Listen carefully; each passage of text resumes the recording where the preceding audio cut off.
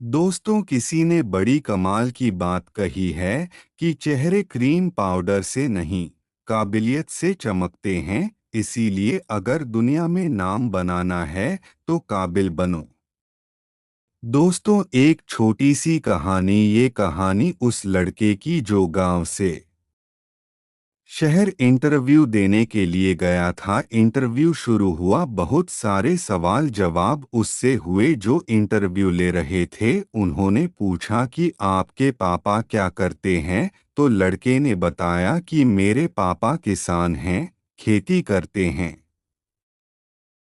तो इंटरव्यू ने पूछा कि क्या आपने कभी जाकर के खेत में उनकी मदद की है? क्या आपको फसलों की जानकारी है? क्या आपने कभी सोचा कि पापा की मदद की जाए? लड़के ने बोला कि सोचा तो था, लेकिन शायद पापा चाहते नहीं हैं। वो चाहते हैं कि मेरा सारा ध्यान पढ़ाई पर रहे।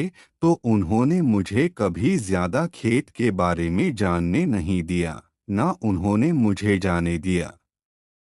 तो इंटरव्यू ने कहा कि एक काम कीजिएगा, आज आप घर जाइए, अपने पापा के हाथ पैर देखिए और कल फिर आइए। लड़का जब बाहर निकला तो सोचने लगा कि मुझे कल बुलाया, इसका मतलब मेरा सिलेक्शन हो गया है। आप तो मिठाई खाओ। तब तक यही सब बातें चल रही थी। फिर उसने कहा कि पापा, मुझे याद आया, उन्होंने एक काम मुझे दिया था कि अपने पापा के हाथ पैर देख करके आना। तो आपके हाथ मुझे देखना है।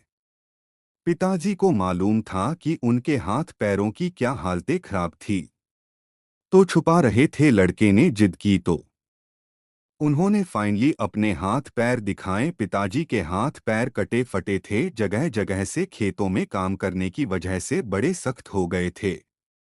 लड़के ने जब ये देखा तो उसकी आंख से आंसू आ गए। उसे तब रियलाइज हुआ कि उसके पिताजी ने कितनी मेहनत करके उसे यहाँ तक पहुँचाया है।